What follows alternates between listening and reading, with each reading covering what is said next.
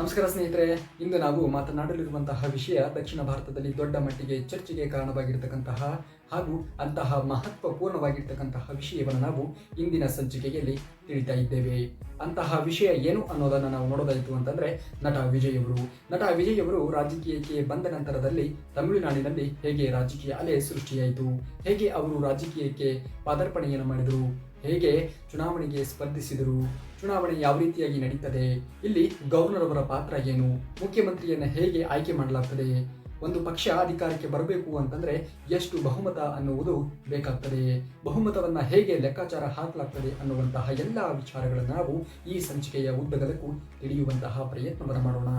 ಹಾಗಾದ್ರೆ ನಟ ವಿಜಯ್ ಅವರು ರಾಜಕೀಯ ಪ್ರವೇಶವನ್ನ ಹೇಗೆ ಪಡೆದರು ಅನ್ನೋದರ ಬಗ್ಗೆ ಒಂದಿಷ್ಟು ಮಾಹಿತಿಯನ್ನ ನೋಡೋಣ.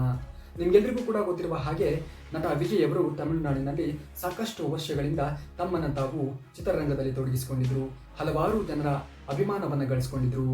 ತಮ್ಮ ಸಿನಿಮಾದ ಮುಖಾಂತರ ಭ್ರಷ್ಟಾಚಾರದ ವಿರುದ್ಧ ಧ್ವನಿ ಎತ್ತುವುದು, ಯುವಕರಿಗೆ ಪ್ರೇರಣೆಯನ್ನ ಕೊಡೋದು, ಇವುಗಳಿಂದ ಸಾಕಷ್ಟು ವರ್ಷಗಳಿಂದ ನಟ ವಿಜಯ್ ಅವರು ರಾಜಕೀಯಕ್ಕೆ ಧುಮುಕ್ತಾರೆ ಅನ್ನುವಂತಹ ಮಾತು ಚರ್ಚೆ ಜೋರಾಗಿಯೇ ನಡೀತಾ ಇತ್ತು. ನಂತರ ವಿಜಯ್ ಅವರು ತಮ್ಮ ರಾಜಕೀಯ ಪಕ್ಷವನ್ನ ಘೋಷಿಸ್ತಾರೆ. ಆ ಪಕ್ಷದ ಹೆಸರೇ ತಮಿಳುಗ ವೆಟ್ರಿ ಕಾಳಗಂ ಅಥವಾ TVK ಎಂದು ಪ್ರಸಿದ್ಧಿಯಾಯಿತು. ಪಕ್ಷದ ಸ್ಥಾಪನೆ ನಂತರದಲ್ಲಿ ಅವರು ಜನರ ಮಧ್ಯೆ ಸಭೆಗಳನ್ನಾಗಿರ್ಬೋದು, ಯುವಕರ ಸಮಾವೇಶಗಳನ್ನಾಗಿರ್ಬೋದು ಅಥವಾ ಸಾಮಾಜಿಕ ಕಾರ್ಯಕ್ರಮಗಳಲ್ಲಿ ತಮ್ಮನ್ನು ತಾವು ತೊಡಗಿಸಿಕೊಳ್ತಾರೆ. ಭಾರತದಲ್ಲಿ ಚುನಾವಣೆ ಹೇಗೆ ನಡೀತದೆ? ಭಾರತವು ಒಂದು ಪ್ರಜಾಪ್ರಭುತ್ವವಾಗಿರ್ತಕ್ಕಂತಹ ರಾಷ್ಟ್ರ. ಇಲ್ಲಿ ಜನರು ತಮ್ಮ ಮತವನ್ನ ನೀಡುವುದರ ಮುಖಾಂತರ ತಮ್ಮ ಪ್ರತಿನಿಧಿಗಳನ್ನ ತಾವೇ ಆಯ್ಕೆ ಮಾಡಿಕೊಳ್ತಾರೆ. ತಮಿಳುನಾಡು ವಿಧಾನಸಭೆಯಲ್ಲಿ ಒಟ್ಟು 234 ಸ್ಥಾನಗಳಿವೆ. ಅಂದರೆ ಒಟ್ಟು 234 ಶಾಸಕರ ಸ್ಥಾನಗಳಿವೆ. ಪ್ರತಿ ಕ್ಷೇತ್ರದಿಂದ ಒಬ್ಬ ಅಭ್ಯರ್ಥಿ ಗೆದ್ದು ವಿಧಾನಸಭೆಗೆ ಲಗ್ಗೆಯನ್ನು ಇಡ್ತಾನೆ. ಹೆಚ್ಚು ಮತಗಳನ್ನು ಪಡೆದಂತಹ ಅಭ್ಯರ್ಥಿ ಶಾಸಕನಾಗ್ತಾನೆ. ಹೀಗೆ 234 ಶಾಸಕರು ಆಯ್ಕೆಯಾಗ್ತಾರೆ. ಈ ಸಂಪೂರ್ಣವಾಗಿರ್ತಕ್ಕಂತಹ ಚುನಾವಣೆಯನ್ನ ಭಾರತದ ಚುನಾವಣಾ ಆಯೋಗ ನಡೆಸ್ತದೆ. ಈ ಅಧಿಕಾರ ಭಾರತದ ಸಂವಿಧಾನದ ಆರ್ಟಿಕಲ್ 324ರ ಅಡಿಯಲ್ಲಿ ನೀಡಲಾಗಿರ್ತದೆ. ಹಾಗಾದ್ರೆ ಒಂದು ಸರ್ಕಾರವನ್ನ ರಚನೆ ಮಾಡಬೇಕು ಅಂತಂದ್ರೆ ಎಷ್ಟು ಬಹುಮತಗಳು ಬೇಕಾಗ್ತದೆ ಅದನ್ನ ಈಗ ನೋಡೋಣ.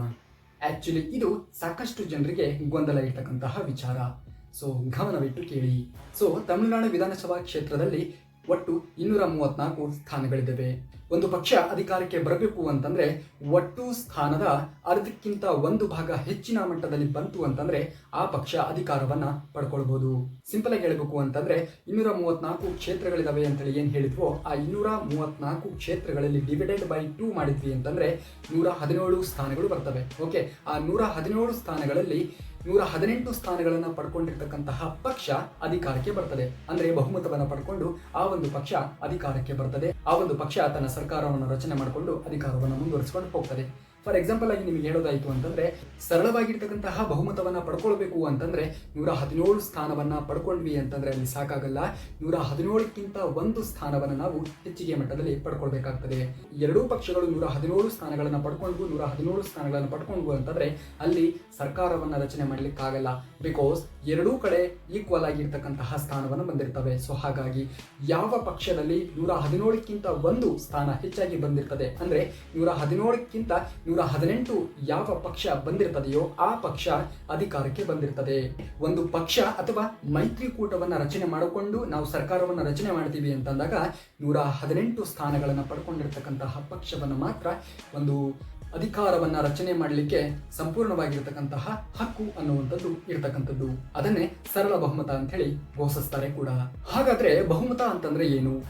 ಬಹುಮತ ಅಂತಂದ್ರೆ ಜನಪ್ರತಿನಿಧಿಗಳ ಸಭೆಯಲ್ಲಿ ಅರ್ಧಕ್ಕಿಂತ ಹೆಚ್ಚು ಬೆಂಬಲವನ್ನ ಪಡ್ಕೊಂಡಿರ್ತಕ್ಕಂಥದ್ದು ಅಂತ. ಅದನ್ನು ನಾವು ಬಹುಮತ ಅಂತೇಳಿ ಕರಿತೀವಿ. ಈ ಬಹುಮತಗಳಲ್ಲಿ 2 ರೀತಿಯ ಬಹುಮತಗಳು ಬರ್ತವೆ. ಒಂದು ಸರಳವಾಗಿರ್ತಕ್ಕಂತಹ ಬಹುಮತ, ಇನ್ನೊಂದು ವಿಶೇಷವಾಗಿರ್ತಕ್ಕಂತಹ ಬಹುಮತ. ಈ ಸರಳವಾಗಿರ್ತಕ್ಕಂತಹ ಬಹುಮತವನ್ನು ನಾವೀಗ ನೋಡೋಣ. ಸರಳವಾಗಿರ್ತಕ್ಕಂತಹ ಬಹುಮತ ಏನು ಅನ್ನೋದನ್ನು ನಾವು ನೋಡೋದಾಯಿತು ಅಂತಂದ್ರೆ, ಸಭೆಯಲ್ಲಿ ಅರ್ಧಕ್ಕಿಂತ 1 ಹೆಚ್ಚಿನ ಸದಸ್ಯರ ಬೆಂಬಲ ಎಂದು ಅರ್ಥ. ಇದನ್ನು ನಾವು ಸರಳ ಬಹುಮತ ಅಂತೇಳಿ ಕರಿತೀವಿ. ವಿಶೇಷವಾಗಿರ್ತಕ್ಕಂತಹ ಬಹುಮತ ಅಂತಂದ್ರೆ ಏನು? ಈಗಿನ ವಿಶೇಷವಾಗಿರ್ತಕ್ಕಂತಹ ಸಂದರ್ಭದಲ್ಲಿ ಈ ಒಂದು ಅಧಿಕಾರವನ್ನ ಬಳಸಲಾಗ್ತದೆ. ಆದರೆ ಸರ್ಕಾರವನ್ನು ರಚನೆ ಮಾಡಬೇಕು ಅಂತಂದ್ರೆ ಸರಳ ಬಹುಮತವೇ ತುಂಬಾನೇ ಮುಖ್ಯವಾಗಿ ಇರ್ತಕ್ಕಂಥದ್ದು. ಹಾಗಾದ್ರೆ ವಿಜಯ್ ಅವರ ಪಕ್ಷ ಎಷ್ಟು ಸ್ಥಾನಗಳನ್ನು ಗಳಿಸಿತ್ತು? ಚುನಾವಣೆಯಲ್ಲಿ ನಟ ವಿಜಯ್ ಅವರ ಪಕ್ಷ ದೊಡ್ಡ ಮಟ್ಟಿಗೆ ಯಶಸ್ಸನ್ನು ಕಂಡಿತು.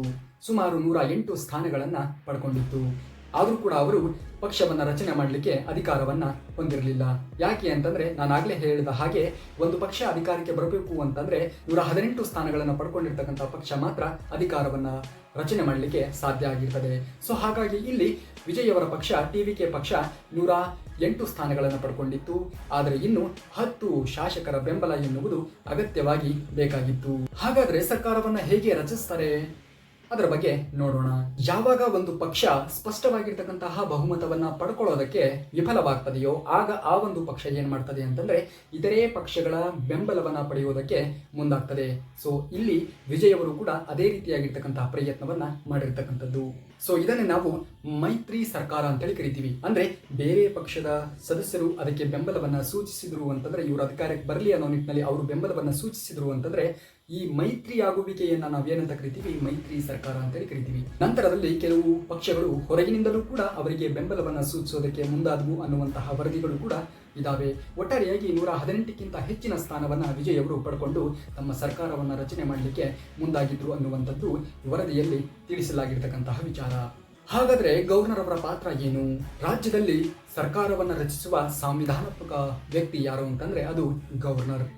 ಭಾರತದ ಸಂವಿಧಾನದ 163 ಮತ್ತು 164 ಆರ್ಟಿಕಲ್ನ ಪ್ರಕಾರವಾಗಿ ಗವರ್ನರ್ ಅವರು ಮುಖ್ಯಮಂತ್ರಿಯವರನ್ನ ನೇಮಕ ಮಾಡ್ತಾರೆ. ಚುನಾವಣೆ ನಂತರ ಯಾವ ಪಕ್ಷ ಹೆಚ್ಚಿನ ಒಂದು ಸ್ಥಾನವನ್ನ ಗೆದ್ದಿದೆ, ಯಾರಿಗೆ ಹೆಚ್ಚಿನ ಬೆಂಬಲ ಸಿಕ್ಕಿದೆ ಅಂಡ್ ಸರ್ಕಾರ ರಚನೆ ಮಾಡಲಿಕ್ಕೆ ಯಾರಿಗೆ ಬಹುಮತ ಅನ್ನುವುದು ಹೆಚ್ಚಾಗಿ ದೊರಕಿದೆ ಅನ್ನೋದನ್ನ ಗುರುತಿಸಿ ಅವರಿಗೆ ಸರ್ಕಾರವನ್ನ ರಚನೆ ಮಾಡಲಿಕ್ಕೆ ಸಂಪೂರ್ಣವಾಗಿರ್ತಕ್ಕಂತಹ ಅನುಮೋದನೆಯನ್ನ ನೀಡ್ತಾರೆ ಗವರ್ನರ್ ಅವರು. ಹಾಗಾದ್ರೆ ಮುಖ್ಯಮಂತ್ರಿಯನ್ನ ಹೇಗೆ ಆಯ್ಕೆ ಮಾಡ್ತಾರೆ? ಒಂದು ಪಕ್ಷ ಅಥವಾ ಮೈತ್ರಿಕೂಟ ರಚನೆ ಆದ ಬಳಿಕ ಅದರಲ್ಲಿ ಬಹುಮತವನ್ನ ಪಡೆದುಕೊಂಡಂತಹ ಆ ಪಕ್ಷದ ನಾಯಕನನ್ನ ಮುಖ್ಯಮಂತ್ರಿ ಅಭ್ಯರ್ಥಿಯಾಗಿ ಘೋಷಣೆಯನ್ನ ಮಾಡಲಾಗ್ತದೆ. ನಂತರ ಗವರ್ನರ್ ಅವರು ಅವರನ್ನ ಸರ್ಕಾರ ರಚನೆ ಮಾಡಲಿಕ್ಕೆ ಆಹ್ವಾನವನ್ನ ನೀಡ್ತಾರೆ. ಪ್ರಮಾಣ ವಚನವನ್ನ ಗವರ್ನರ್ ಅವರು ಮಾಡಿಸ್ತಾರೆ. ತದನಂತರದಲ್ಲಿ ಸಚಿವ ಮಂಡಳಿಯನ್ನ ರಚನೆ ಮಾಡಲಿಕ್ಕೆ ಅನುಮತಿಯನ್ನ ಕೊಡ್ತಾರೆ. ಇದನ್ನೇ ನಾವು ಸರ್ಕಾರ ರಚನೆ ಅಂತ ಹೇಳಿ ಕರಿತೀವಿ. ಹಾಗಾದ್ರೆ ಈ ಪ್ರಮಾಣ ವಚನ ಅಂತಂದ್ರೆ ಏನು? ಸಾಮಾನ್ಯವಾಗಿ ನೀವೆಲ್ಲರೂ ಕೂಡ ಗಮನಿಸಿರ್ತೀರ, ಯಾರು ಮುಖ್ಯಮಂತ್ರಿ ಅಭ್ಯರ್ಥಿ ಇರ್ತಾರೋ ಅವರು ಒಂದು ಪೇಪರನ್ನು ಹಿಡ್ಕೊಂಡು ಓದ್ತಾ ಇರ್ತಾರೆ. ಅವರ ಪಕ್ಕದಲ್ಲಿ ಗವರ್ನರ್ ಅವರು ನಿಂತಿರ್ತಾರೆ. ಅವರು ಯಾವ ಒಂದು ಪದಗಳನ್ನು ಹೇಳ್ತಾ ಇರ್ತಾರೋ ಅವರು ಕೂಡ ಆ ಒಂದು ಪದವನ್ನು ರಿಪೀಟೆಡ್ಲಿ ಹೇಳ್ತಾ ಇರ್ತಾರೆ. ಓಕೆ, ಅದನ್ನು ಪ್ರಮಾಣ ವಚನ ಅಂತ ಹೇಳಿ ಕರೀತಾರೆ. ಸೊ ಅದನ್ನು ಸ್ವಲ್ಪ ಇನ್ಡೆಪ್ತ್ ಆಗಿ ನಾವು ನೋಡಿದಂಥ ಸಂದರ್ಭದಲ್ಲಿ ಪ್ರಮಾಣ ವಚನ ಅಂತಂದ್ರೆ ಏನು ಅನ್ನೋದನ್ನು ನಾವು ನೋಡೋದಾಯಿತು ಅಂತಂದ್ರೆ ಮುಖ್ಯಮಂತ್ರಿ ಆಗಿರಬಹುದು ಅಥವಾ ಸಚಿವರುಗಳು ಆಗಿರಬಹುದು. ಈ ಪ್ರಮಾಣ ವಚನವನ್ನ ಗವರ್ನರ್ ಅವರು ಮಾಡಿಸ್ತಾರೆ ಅನ್ನೋದು ನಿಮ್ಗೆಲ್ಲರಿಗೂ ಕೂಡ ಗೊತ್ತಿದೆ. ಅದರಲ್ಲಿರ್ತಕ್ಕಂತಹ ಅಂಶಗಳು ಬಂದು, ನಾನು ಸಂವಿಧಾನವನ್ನ ರಕ್ಷಣೆ ಮಾಡ್ತೇನೆ, ಭ್ರಷ್ಟಾಚಾರವನ್ನ ಮಾಡೋದಿಲ್ಲ, ಯಾವಾಗಲೂ ಕೂಡ ಜನರಿಗೆ ನ್ಯಾಯವನ್ನ ಒದಗಿಸುವಂತಹ ಕೆಲಸವನ್ನ ನಾನು ಮಾಡ್ತೇನೆ, ದೇಶದ ಏಕತೆಯನ್ನು ನಾನು ಕಾಪಾಡ್ತೇನೆ. ಇದು ತುಂಬಾನೇ ಮಹತ್ವವಾಗಿರ್ತಕ್ಕಂತಹ ಪ್ರಕ್ರಿಯೆಯಾಗಿದೆ. ಹಾಗಾದ್ರೆ ಈ ಫ್ಲೋರ್ ಟೆಸ್ಟ್ ಅಂದ್ರೆ ಏನು? ಫ್ಲೋರ್ ಟೆಸ್ಟ್ ಅನ್ನುವಂತಹ ಪದವನ್ನು ನೀವು ಕೇಳಿ ಇರ್ತೀರಾ. ಹಾಗಾದ್ರೆ ಈ ಫ್ಲೋರ್ ಟೆಸ್ಟ್ ಅಂದ್ರೆ ಏನು? ಬನ್ನಿ ಇದೀಗ ತಿಳಿಯೋಣ. ಕೆಲವೊಮ್ಮೆ ಯಾವ ಪಕ್ಷ ಬಹುಮತ ಬಂದಿದೆ ಅನ್ನೋದು ಅನುಮಾನ ಏನಾದರೂ ಇತ್ತು ಅಂತಂದ ಪಕ್ಷದಲ್ಲಿ ಈ ಫ್ಲೋರ್ ಟೆಸ್ಟ್ ಅನ್ನ ಮಾಡಲಾಗ್ತದೆ. ಆಗ ಏನ್ ಮಾಡ್ತಾರೆ ಅಂತಂದ್ರೆ ವಿಧಾನಸಭೆಯಲ್ಲಿ ಮತವನ್ನ ನಡೆಸಲಾಗ್ತದೆ. ಇದನ್ನೇ ನಾವು ಫ್ಲೋರ್ ಟೆಸ್ಟ್ ಎಂದು ಕರೀತೇವೆ. ಶಾಸಕರು ಬೆಂಬಲವನ್ನ ಸೂಚಿಸ್ತಾರೆ, ಸರ್ಕಾರದ ಪರ ಮತವನ್ನ ಹಾಕ್ತಾರೆ, ಬಹುಮತ ಸಾಬೀತಾಗ್ತದೆ. ಈ ಪ್ರಕ್ರಿಯೆಯು ಸುಪ್ರೀಂ ಕೋರ್ಟ್ನ ತೀರ್ಪುಗಳ ಮೂಲಕವೂ ಕೂಡ ಮಹತ್ವವನ್ನ ಪಡ್ಕೊಂಡಿದೆ. ಹಾಗಾದ್ರೆ ಸ್ಪೀಕರ್ ಅವರ ಪಾತ್ರ ಏನು? ಸ್ಪೀಕರ್ ಅನ್ನುವಂಥದ್ದನ್ನ ನೀವು ಕೇಳಿ ಇರ್ತೀರಾ. ಸ್ಪೀಕರ್ ಅವರ ಪಾತ್ರ ಏನು ಇದರಲ್ಲಿ? ಬನ್ನಿ ನೋಡೋಣ. ಮೊದಲನೇದಾಗಿ ಸ್ಪೀಕರ್ ಅವರ ಕೆಲಸ ಸಭೆಗಳನ್ನು ನಡೆಸೋದು, ಶಾಸಕರ ಶಿಸ್ತನ್ನ ಕಾಪಾಡೋದು, ಮತದಾನವನ್ನು ನಡೆಸುವುದು, ನಿಯಮ ಪಾಲನೆಯನ್ನ ಮಾಡೋದು. ಸ್ಪೀಕರ್ ಅವರು ತಟಸ್ಥರಾಗಿ ಇರಬೇಕಾಗ್ತದೆ. ಸಂವಿಧಾನದಲ್ಲಿ ಇರ್ತಕ್ಕಂತಹ ಪ್ರಮುಖವಾಗಿರ್ತಕ್ಕಂತಹ ವಿಧಿಗಳನ್ನು ನಾವು ನೋಡೋದಾಯ್ತು ಅಂತಂದ್ರೆ ಆರ್ಟಿಕಲ್ 163 ಗವರ್ನರ್ಗೆ ಸಚಿವ ಮಂಡಳಿ ಸಲಹೆ, ಆರ್ಟಿಕಲ್ 164 ಮುಖ್ಯಮಂತ್ರಿಯವರನ್ನ ನೇಮಕ ಮಾಡುವಂತಹ ಅಧಿಕಾರ, ಆರ್ಟಿಕಲ್ 174 ವಿಧಾನಸಭೆಯನ್ನ ಕರೆಯುವಂತಹ ಅಧಿಕಾರ, ಆರ್ಟಿಕಲ್ 324 ಚುನಾವಣಾ ಆಯೋಗ ಅಧಿಕಾರ. ಸೊ ಇದಿಷ್ಟು ಚುನಾವಣೆಗೆ ಸಂಬಂಧಪಟ್ಟಂತೆ ನಮ್ಮ ಸಂವಿಧಾನದಲ್ಲಿರ್ತಕ್ಕಂತಹ ಒಂದಿಷ್ಟು ರೂಪುರೇಷೆಗಳನ್ನು ನಾವು ನೋಡ್ಕೊಂಡ್ವಿ. ಇದೀಗ ನಟ ವಿಜಯ್ ಅವರನ್ನ ಯಾಕೆ ಜನರು ಅಷ್ಟು ಮೆಚ್ಕೊಳ್ತಿದ್ದಾರೆ ಅನ್ನೋದನ್ನು ನಾವು ನೋಡೋದಾಯ್ತು ಅಂತಂದ್ರೆ, ನಟ ವಿಜಯ್ ಅವರು ರಾಜಕೀಯಕ್ಕೆ ಪ್ರವೇಶವನ್ನ ಪಡೆದುಕೊಂಡ ನಂತರದಲ್ಲಿ ಅಲ್ಲಿರ್ತಕ್ಕಂತಹ ಎಲ್ಲ ಯುವಕರಲ್ಲಿಯೂ ಕೂಡ ಒಂದು ಹೊಸ ಹುಮ್ಮಸ್ಸು, ಹೊಸ ಉತ್ಸಾಹ ಅನ್ನುವಂಥದ್ದು ಮೂಡಿದೆ ಅಂತಂದ್ರೆ ತಪ್ಪಾಗ್ಲಿಕ್ಕಿಲ್ಲ. ಜೊತೆಗೆ ಸಿನಿಮಾ ಜನಪ್ರಿಯತೆಯೂ ಕೂಡ ಅವರನ್ನ ಮತ್ತಷ್ಟು ಬಹುಮತವನ್ನ ಪಡ್ಕೊಳ್ಳಿಕ್ಕೆ ಸಹಕಾರವನ್ನು ಕೊಟ್ಟಿದೆ ಅಂತಂದ್ರೆ ಬಹುಶಃ ತಪ್ಪಾಗ್ಲಿಕ್ಕಿಲ್ಲ. ಆದ್ರೆ ಇವೆಲ್ಲವನ್ನ ಹೊರತುಪಡಿಸಿ ರಾಜಕೀಯದಲ್ಲಿ ಸಿನಿಮಾ ಜನಪ್ರಿಯತೆ ಇದ್ರೆ ಸಾಕೆ ಅಲ್ಲ. ಇದನ್ನ ಹೊರತುಪಡಿಸಿ ಜನಪ್ರಿಯತೆ ಅನ್ನೋದು ತುಂಬಾನೇ ಮುಖ್ಯವಾಗ್ತದೆ. ಜೊತೆಗೆ ನಾಯಕತ್ವ ಆಗಿರ್ಬೋದು, ಸಂಘಟನೆ ಆಗಿರ್ಬೋದು, ಎಲ್ಲರನ್ನ ಒಗ್ಗೂಡಿಸಿಕೊಂಡು ಮುಂದೆ ನಡೆಯುವಂತಹ ನಾಯಕತ್ವದ ಗುಣಗಳಾಗಿರ್ಬೋದು ತುಂಬಾನೇ ಮುಖ್ಯವಾಗಿ ಬೇಕಾಗಿರ್ತಕ್ಕಂಥದ್ದು. ಜೊತೆಗೆ ಶಾಸಕರ ಬೆಂಬಲ ಆಗಿರ್ಬೋದು, ಆಡಳಿತವನ್ನ ನಡೆಸತಕ್ಕಂತಹ ಸಾಮರ್ಥ್ಯ ಆಗಿರ್ಬೋದು, ಇವೆಲ್ಲವನ್ನು ಕೂಡ ಒಳಗೊಂಡಿರಬೇಕಾಗ್ತದೆ. ಇದಕ್ಕಾಗಿಯೇ ಬಹುಮತ ಅನ್ನೋದು ತುಂಬಾನೇ ಮಹತ್ವವನ್ನ ಪಡ್ಕೊಳ್ತದೆ.